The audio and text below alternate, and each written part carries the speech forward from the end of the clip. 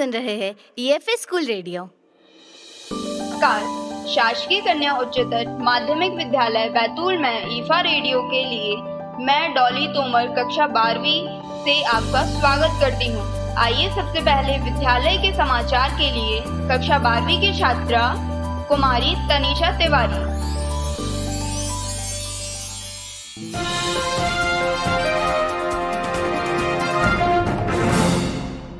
नमस्कार, ईफा रेडियो शासकीय कन्या उच्चतर माध्यमिक विद्यालय बैतूल समाचार के लिए मैं तनीषा तिवारी। दिनांक 1 अक्टूबर को प्राचार्य महोदय के मार्गदर्शन में स्कूल के समस्त शिक्षक एवं छात्राओं द्वारा स्वच्छता अभियान चलाया गया, जिसमें स्कूल परिसर को साफ किया गया। इस अवसर पर वार्ड पार्षद विशेष रूप से उपस्थित थे। दिनांक 2 अक्टूबर महात्मा गांधी जी एवं लाल बहादुर शास्त्री जी की जयंती पर सभी छात्राओं एवं शिक्षकों द्वारा माल्यार्पण कर उनके पद चिन्हों पर चलने हेतु शपथ ग्रहण की गई। दिनांक 1 अक्टूबर से दिनांक 7 अक्टूबर तक स्वच्छता पखवाड़ा का आयोजन प्राचार्य महोदय के मार्गदर्शन में किया गया। मेरी माटी मेरा देश कार्यक्रम के अंतर्गत ईफा स्कूल से अमृत वाटिका को विकसित करने के लिए मिट्टी कलश में मिट्टी का संकलन किया गया, जिस मिट्टी का उपयोग दिल्ली में अमृत वाटिका हेतु किया जाएगा। दिनांक 7 अक्टूबर को CCLE गतिविधियों के अंतर्गत परियोजना लेखन शिक्षकों के मार्गदर्शन में आयोजित किया गया। इसी प्रकार दूसरे शनिवार दिनांक 14 अक्टूबर को सदनवार गतिविधियों का आयोजन किया गया। मतदाता जागरूकता के अंतर्गत 14 अक्टूबर को विद्यालय में चित्रकला प्रतियोगिता, रंगोली प्रतियोगिता, नारा लेखन, निबंध लेखन, मेहंदी प्रतियोगिता, कुश्ती दौड़ आदि का आयोजन स्वीप प्लान के अंतर्गत किया गया।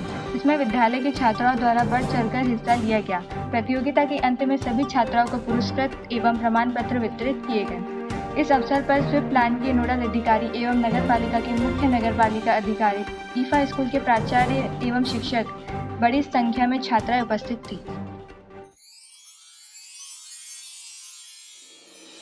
जैसा कि हम सभी जानते हैं, कहानियाँ हमारे जीवन को प्रेरणा प्रदान करती है।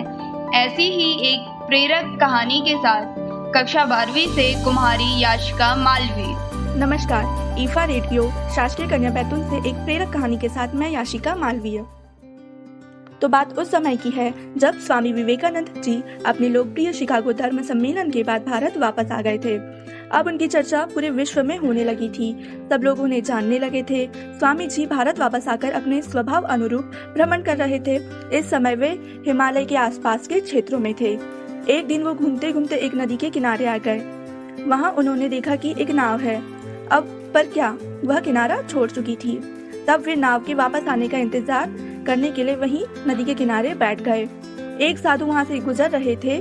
साधु ने स्वामी जी को कहा, वहाँ अकेले क्यों बैठे हो?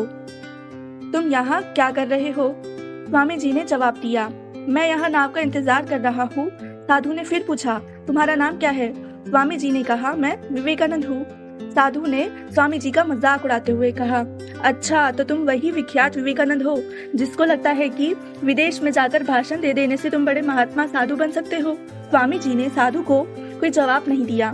फिर साधु ने बहुत ही घमंड के साथ नदी के पानी के ऊपर चलकर अपनी शक्ति का प्रदर्शन किया। कुछ दूर तक चलने के बाद साधु ने स्वामी जी से कहा, क्या तुम इस पानी पर पैदल चल सकते हो? नदी को पार कर सकते हो? स्वामी ने बहुत ही आदर और विनम्रता के साथ साधु से कहा, इस बात में कोई शक नहीं कि आपके पास बहुत ही अद्भुत शक्ति है, लेकिन क्या आप मुझे यह बता सकते हो कि आपको यह अद्भुत शक्ति प्राप्त करने में कितना समय लगा? बहुत ही अभिमान के साथ साधु ने जवाब दिया, बहुत ही कठिन कार्य था। मैंने 20 सालों की कठिन तपस्या और साधना के बाद यह महान शक्ति प्राप्त की है। साधु का यह बताने का अंदाज बहुत ही अहंकार भरा था। यह देखकर स्वामी जी बहुत ही शांत स्वर में बोले, आपने अपनी जिंदगी के 20 साल ऐसी विद्या को सीखने में बर्बाद कर दिए जो काम एक नाव 5 मिनट में कर सकती है। आप ये 20 साल निर्धन बेसहारा गरीबों की सेवा में लगा सकते थे या अपने ज्ञान और शक्ति का उपयोग देश और देशवासियों की प्रगति के लिए कर सकते थे, परंतु आपने अपने 20 साल सिर्फ 5 मिनट बचाने में व्यर्थ कर दिए। ये कोई बुद्धिमानी नहीं है। साधु सिर झुकाए खड़े रह गए और स्वामी जी नाव में बैठकर नदी के दूसरे किनारे चले गए। तो दोस्तों, इस कहानी से हमें यह शिक्षा मिलती है कि किसी शक्ति को प्राप्त कर यदि हम उस पर घमंड करते हैं तो वह मूर्खता है। शक्ति का सही जगह पर सही इस्तेमाल करना ही वास्तविकता में बुद्धिमानी है। बैतूल जिला सतपुड़ा क्षेत्र के अंतर्गत आता है। यह जिला होशंगाबाद, हरदा, छिंदवाड़ा तथा महाराष्ट्र के अमरावती जिले से लगा हुआ है। जिले में कई प्रकार के पर्वतीय एवं दार्शनिक क्षेत्र हैं। यहाँ वर्ष भर प्रदेश एवं प्रांतों के लोग घूमने एवं देखने के लिए आते हैं। ऐसे ही एक क्षेत्र भैंसदेही विकासखंड के अंतर्गत कुकरुक खामला, जहाँ पर कोरकू जनजाति निवास करती है। अधिक जानकारी के लिए कक्षा 12वीं की छात्रा महक शेख।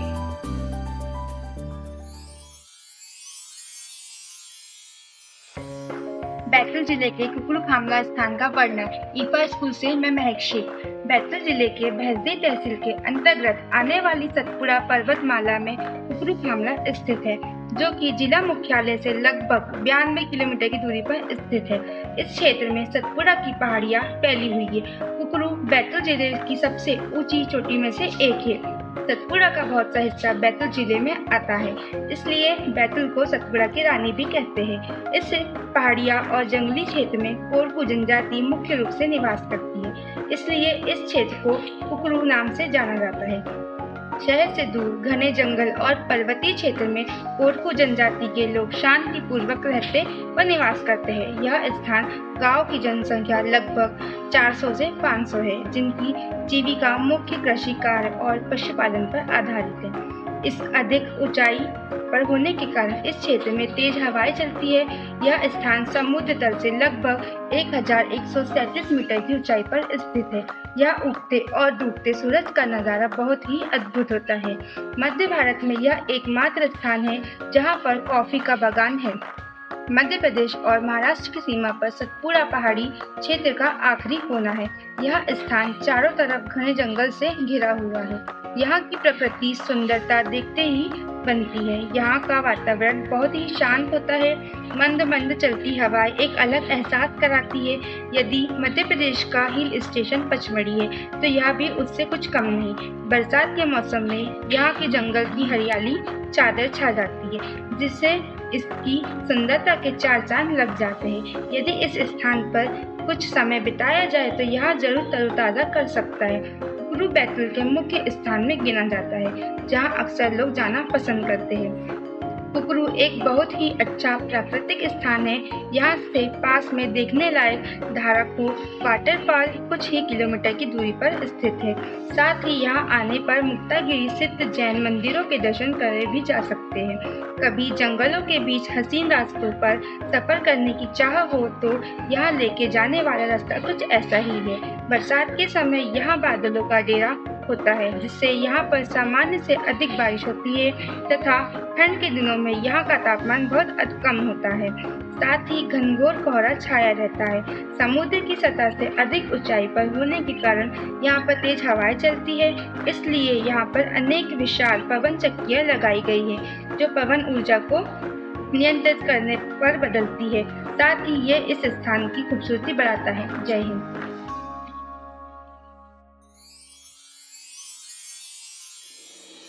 साथियों, बचपन की यादें सभी के साथ रहती हैं। यह जीवन का सबसे सुनहरा समय होता है। ऐसे ही कुछ यादों के साथ कक्षा 12वीं की छात्रा कुमारी निशा कांदेकर से एक कविता। मैं ईफा स्कूल से रेडियो के लिए निशा कांदेकर कक्षा 12वीं एक कविता के साथ। बचपन, सबका बचपन कुछ खास रहता है। मस्ती मजाक का साथ रहता है। झुंड में सब खेलते हैं, मिट्टी में सब रंगते हैं। दोस्तों का साथ बड़ा प्यारा होता है। उनके न रहने पर रोना आता है। मम्मी की डांट प्यार दुलार है। पापा की बड़ी बड़ी आंखें चिंता है। बड़े भाई की मस्ती में छोटी की हंसी मिलती है। बचपन का खास होने का ध्यान में आना रोते हुए को हंसाता है और हंसते हुए को रुलाता है। हर क्यों ना जाने डरता है बचपन खोने से। बचा लो इसे बच्चों, क्योंकि तुम्हारी जिंदगी की है कहानी है। नमस्कार, ईफा रेडियो शासकीय कन्या उच्चतर माध्यमिक विद्यालय बैतूल से मैं राजेश्वरी गायकवाड़। मेरा विषय है जैविक खेती। भारत एक कृषि प्रधान देश है। विश्व में भारत देश की एक अलग ही पहचान है। भारत में मुख्यतः 3 ऋतुएं होती है। ग्रीष्म ऋतु, वर्षा ऋतु, शरद ऋतु होती है। इनमें हर ऋतु अलग अलग अनाज व सब्जियां बोई जाती है, जिसमें वर्षा ऋतु में अलग के अलग अनाज के रूप में तुअर, मूंग, उड़द, ज्वार, बाजरा, धान, मूंगफली, मक्का आदि। सब्जियों के रूप में आलू, बैंगन, टमाटर, मेथी, पालक, फूलगोभी, पत्ता गोभी आदि। वैसे भारतीय फसल तथा सब्जियां प्राचीन समय से देश में बोई जाती है। देशी बीज से उत्पादित अनाज तथा सब्जियों में अपने आप में प्रतिरोध क्षमता होती है। भारत में प्राचीन समय से ही अनाज एवं फसलों का उत्पादन होता है। भारत में जब रासायनिक खाद व दवाइयाँ नहीं थी, तब भी अनाज व सब्जियों का उपयोग किया जाता था और हम प्राचीन समय से सब्जियों व अनाज का उपयोग करते आ रहे हैं। पहले जब स्प्रे की टंकियां नहीं हुआ करती थी, तब भी नीम की पत्ती, गौमूत्र तथा मही का घोल बनाकर खेतों में डाला जाता था। सब्जियों के ऊपर दवाइयों के रूप में इसका घोल व छिड़काव किया जाता था। घोल बनाने की विधि: 20 लीटर देसी गाय का गौमूत्र 3 किलो नीम पत्ती गौमूत्र में डालकर 1 सप्ताह तक उसमें भिगोकर रखें। 1 सप्ताह के बाद 15 लीटर पानी में 1 लीटर गौमूत्र तथा नीम का काढ़ा डालकर वे सुबह या शाम के समय स्प्रे करने से कीट नियंत्रित किया जा सकता है। क्योंकि नीम पत्ती और गौमूत्र जहर तो नहीं, लेकिन इसे स्प्रे करने के बाद कीट इसे खा नहीं सकते।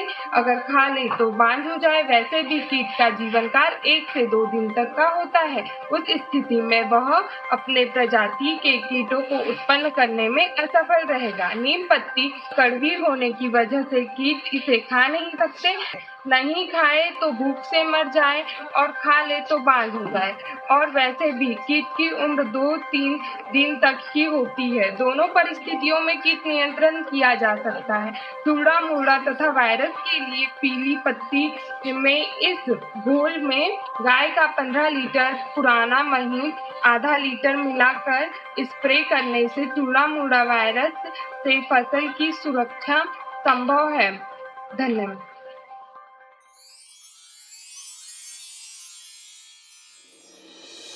साथियों, मध्य प्रदेश में विधानसभा चुनाव 17 नवंबर को होने जा रहे हैं।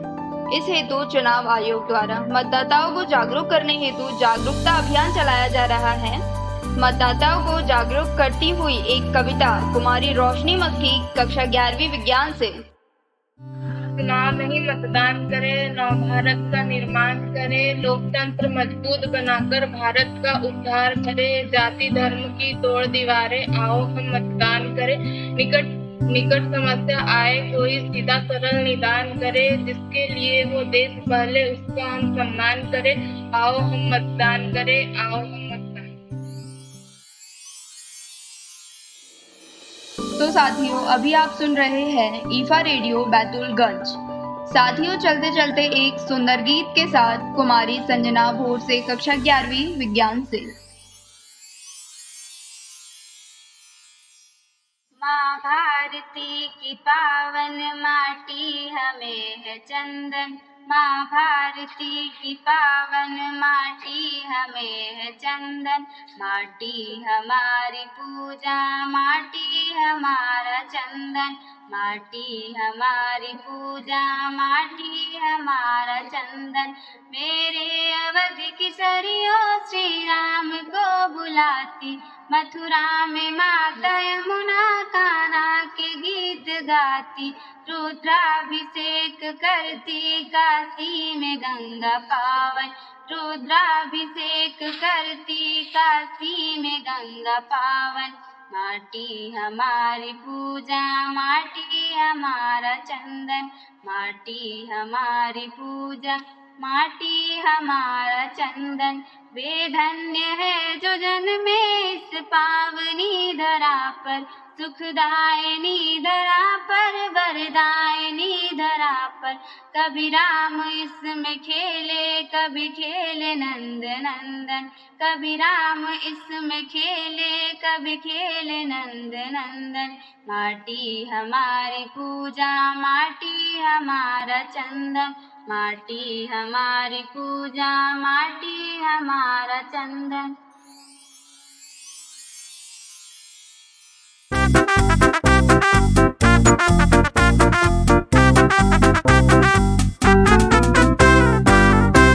आप सुन रहे थे EFA स्कूल रेडियो।